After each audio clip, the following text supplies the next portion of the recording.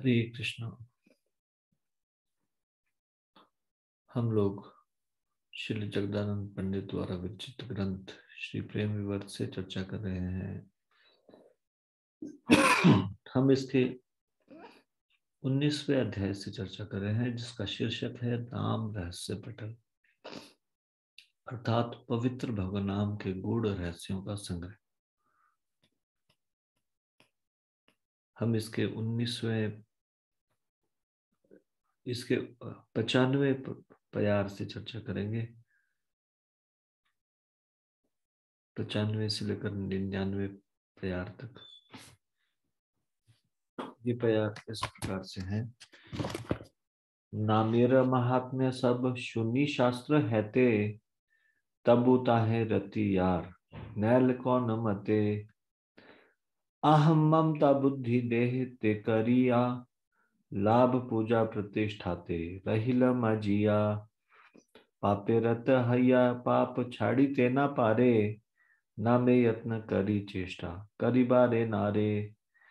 साधु संगे मति न है असाधु विषय, सुख पाए विवेक वैराग्य छड़ाइए।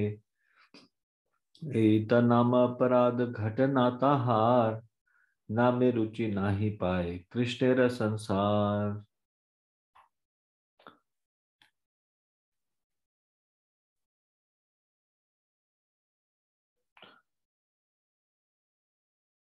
श्री महाप्रभु जी अपना कथन जारी रखते हैं और वो कहते हैं, जो पवित्र भगवान नाम की महिमा सभी शास्त्रों से श्रवण तो करते हैं, लेकिन उनके हृदय में पवित्र भगवान नाम के प्रति तनिक भी प्रेम नहीं होता, और इसके बाद भी स्वयं को शरीर समझने के कारण मैं और मेरा के भाव में रहते हैं। भौतिक संपत्ति, प्रशंसा और पद के लिए लालायित रहते हैं, पापूर्ण कार्यों में लगे रहते हैं और स्वयं को ऐसा करने से रोक नहीं पाते और ना ही कभी प्रयास करते भगवान के पवित्र नामों का जप और कीर्तन करने का, और उन्हें ना ही भक्तों के संग में आसक्ति होती है।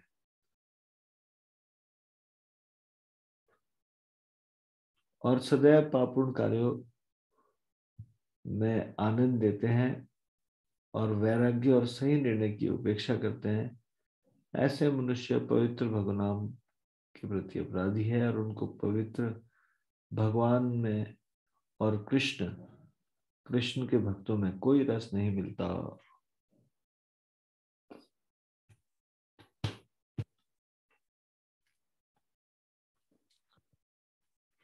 विभिन्न शास्त्रों से भी यदि हरिनाम की असीमित प्रशंसा का श्रवण भी यदि कोई कर ले,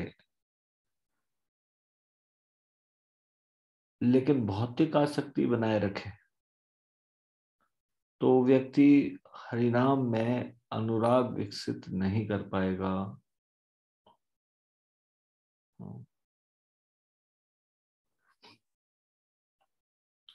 ये स्थूल भौतिक चेतना के कारण है। अहम ममत्व, वह पाप पूर्ण कार्यों में मग्न होकर शरीर और तथा भौतिक विषयों में आसक्ति, मिथ्या अहंकार, भौतिक लाभ, प्रेम प्रतिष्ठा तथा सम्मान प्राप्ति की लालसा को त्याग नहीं पाता।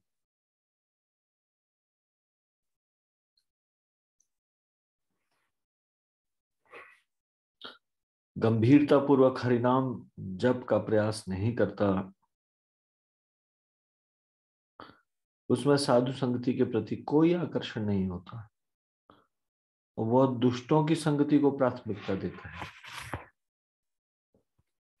वह अपने अंतकरण में हरिनाम करने के प्रति उत्साह के विपरीत अपनी अनियंत्रित इंद्रियों के आदेशों का पालन करने में लगा रहता है। उसकी निम्न प्रकृति उसे नाम अपराध करने के लिए प्रेरित करती है और वह कभी हरिनाम के प्रति रस विकसित नहीं कर पाता। इस प्रकार वह कृष्ण के अति आनंदित परिवार में शामिल होने से वंचित रह जाता है।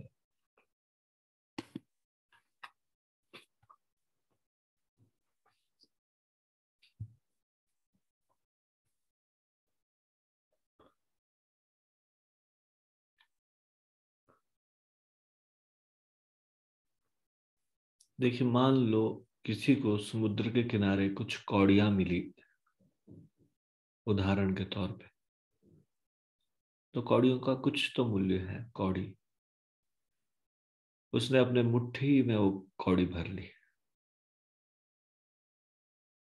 कुछ दूर जाने पे मान लो उसको बहुमूल्य रत्न मिले,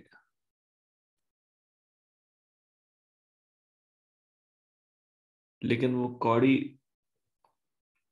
को भी नहीं छोड़ना चाहता और वो बहुमूल्य रत्न भी चाहता है। दोनों हाथ कौड़ियों से भरे हैं। बहुमूल्य रत्न प्राप्त करने के लिए कौड़ियों को हाथ से छोड़ना पड़ेगा।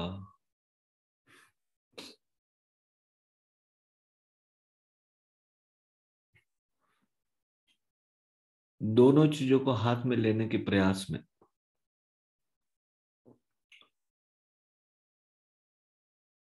जो हाथ में है वो भी हाथ से निकल जाएगा। सफलता प्राप्त नहीं होगी।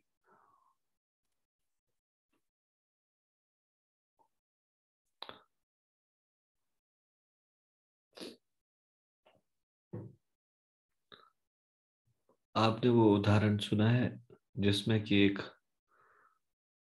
गांव में एक बंदर बहुत उद्यम मचाता है, तो सभी लोग उससे परेशान होते हैं। किस प्रकार से उस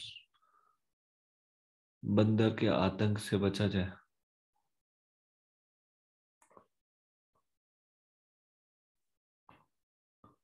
तो एक किसान एक उपाय खोजता है।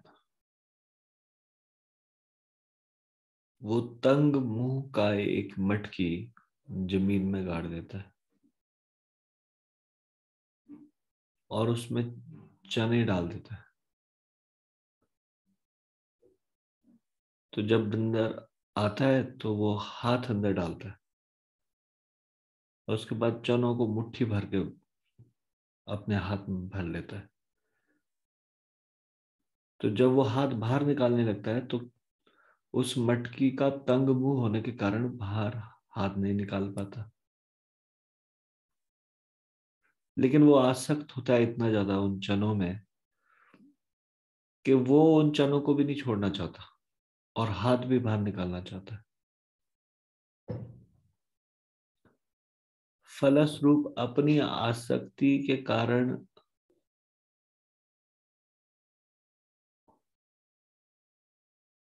पकड़ा जाता है।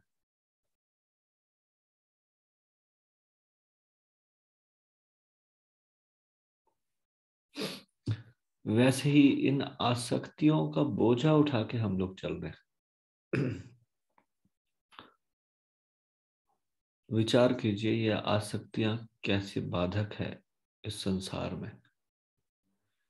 कृष्ण की प्राप्ति मुश्किल थोड़ी नहीं है। इस आसक्ति के बोझे के कारण हम कृष्ण की प्राप्ति नहीं कर पा रहे।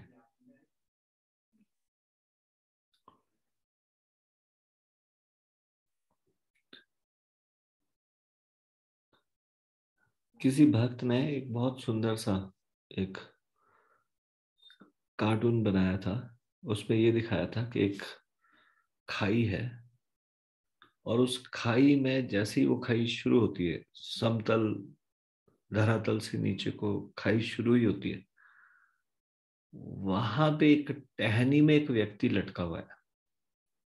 मतलब कि वो नीचे खाई में गिर जाएगा, लेकिन वो एक हाथ से उसने वो टहनी को पकड़ा हुआ है।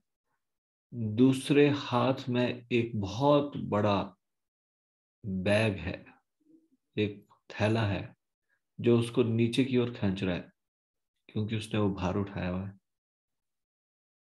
एक हाथ ऊपर से आ रहा है,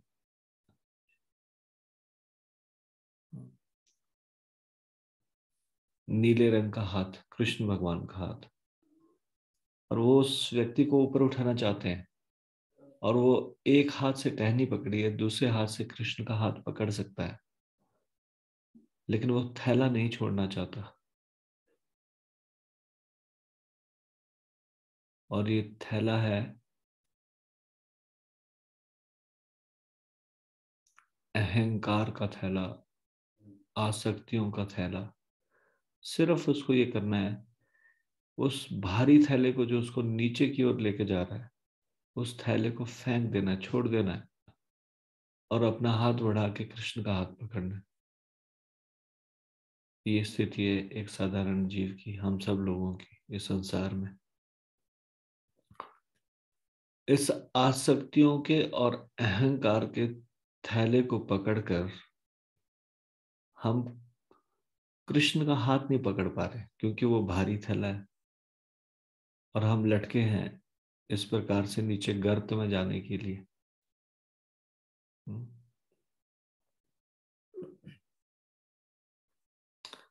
एक और उदाहरण से समझिए।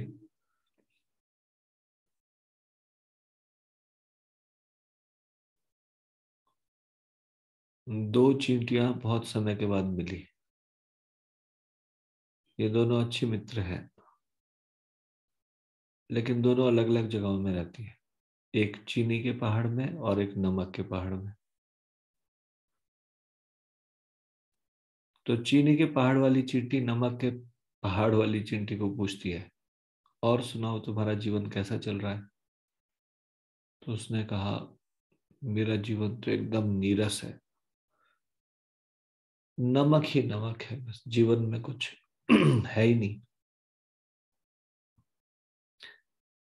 हाँ, तो उसने कहा कि तुम चीनी के पहाड़ पे क्यों नहीं आ जाती? मैं चीनी के पहाड़ में रहती हूँ, बहुत आनंद है, मिठास ही मिठास है। चींटियों को वैसे भी चीनी अच्छी लगती है। तो उसके कहने पे वो उसके साथ चीनी के पहाड़ पे आ गई, और उसने कहा, देखो यहाँ पे कितना आनंद है, चीनी ही चीनी। थोड़ा सा चीनी को चखो, देखो कितना आनंद आता है। वो नमक के पहाड़ वाली चींटी ने थोड़ी सी चीनी चखी, और उस चीनी के पहाड़ वाली चींटी ने पूछा, आनंद आया? उसने कहा, आनंद तो आया, लेकिन उतना नहीं जितना तुम कहती हो। तो उन्होंने कहा कि थोड़ा अच्छे से चीनी को चखो ना, थोड़ा अच्छे से चीनी खाओ, देखो कितना आनंद है। उसने दोबारा से चीनी को मुंह में लिया, फिर से उसने पूछा, कुछ आनंद आया? उसने कहा, हाँ आया, लेकिन उतना नहीं जितना तुम कहती हो, तुम शायद कुछ बढ़ा चढ़ा के कहती हो। तो चीनी के पहाड़ वाली चींटी को समझ में आई बात।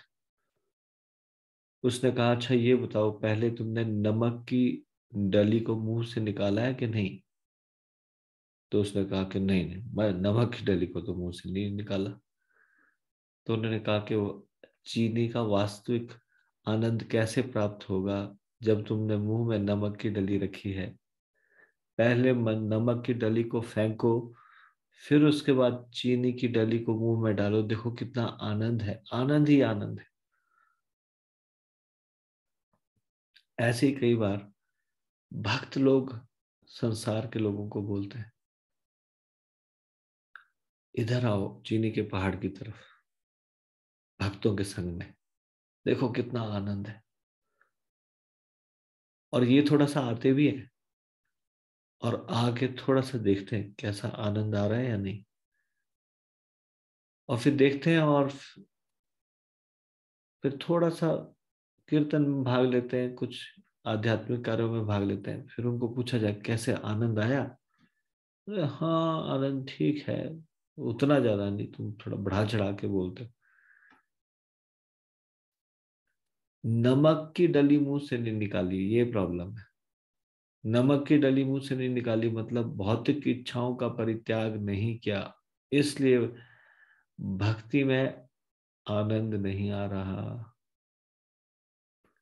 भक्ति में, भक्तों के बीच में रह के भी आनंद नहीं आ रहा।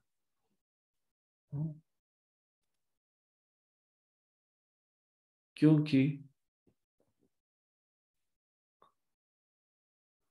आस आस इस संसार की आसक्तियों को नहीं छोड़ा।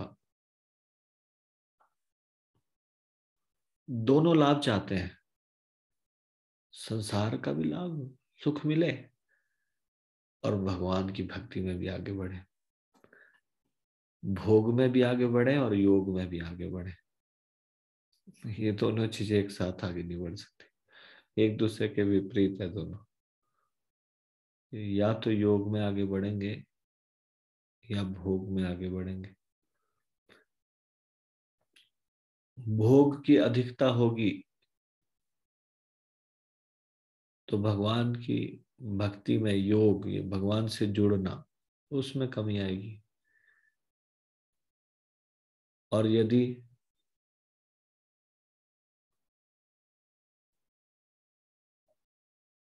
योग में आगे बढ़ेंगे, भगवान से ज्यादा जुड़ेंगे, तो भोग कम हो जाएगा। सांसारिक इंद्र तृप्तियों का तर्पण कम हो जाएगा। दोनों चीजें एक साथ नहीं, ये बड़ी मूर्खता है। दोनों चीजें एक साथ नहीं होगी। हम भक्ति में आगे बढ़ रहे हैं या नहीं, कैसे पता चलेगा? संसार के भोगों में वैराग्य उत्पन्न हो रहा है या नहीं,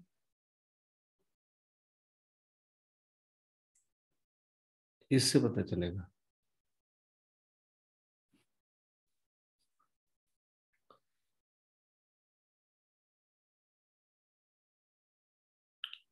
कृष्ण के प्रति आसक्ति बढ़ रही है या नहीं, इससे पता चलेगा।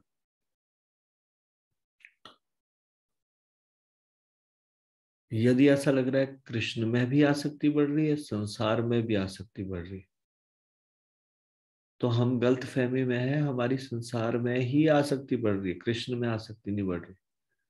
गलत फहमी में जी रहे हैं। हमको लग रहा है शायद कृष्ण की भक्ति में भी आगे बढ़ रहे हैं,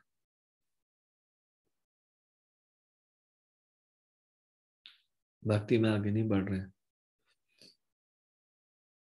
इसलिए सारे शास्त्रों से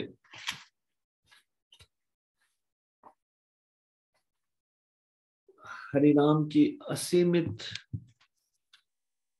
प्रशंसा का यदि श्रवण भी कर ले, यदि मन से भोगों के प्रति आसक्ति को नहीं हटाया गया, हृदय में संसार को रखेंगे, तो भगवान हृदय में नहीं रह पाएंगे।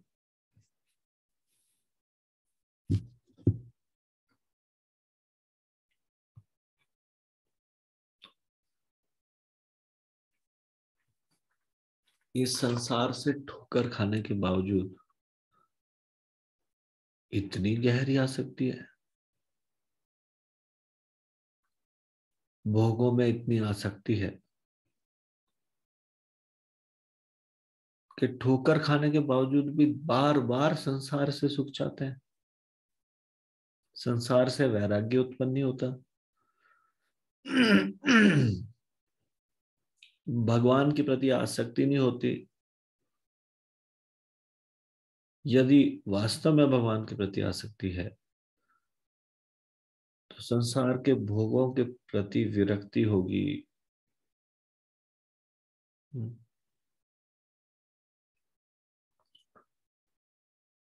फिर भी संसार में आनंद ढूंढ रहे, सुख ढूंढ रहे,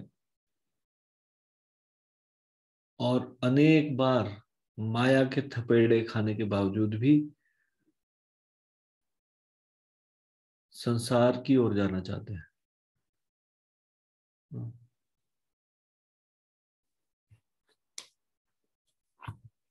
तो फिर हरिनाम में गहन अनुराग विकसित नहीं हो पाएगा।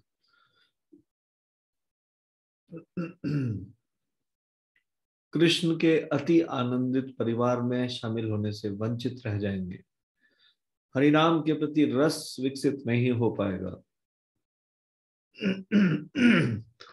निम्न प्रकृति उसे नाम अपराध करने के लिए प्रेरित करेगी।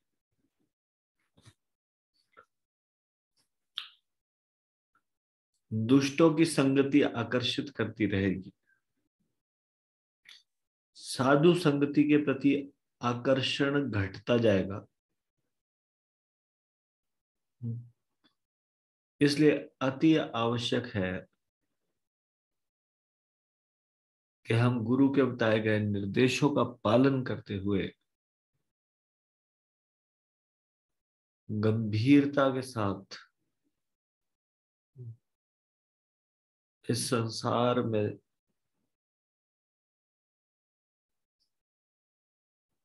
वैराग्य उत्पन्न करें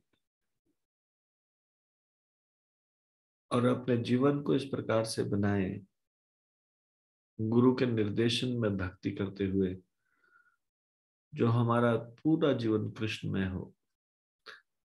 इस प्रकार से जब हम भक्ति के प्रतिकूल कार्यों को करना बंद करेंगे तो हम भक्ति में आगे उन्नति कर पाएंगे, तो हम हरिनाम में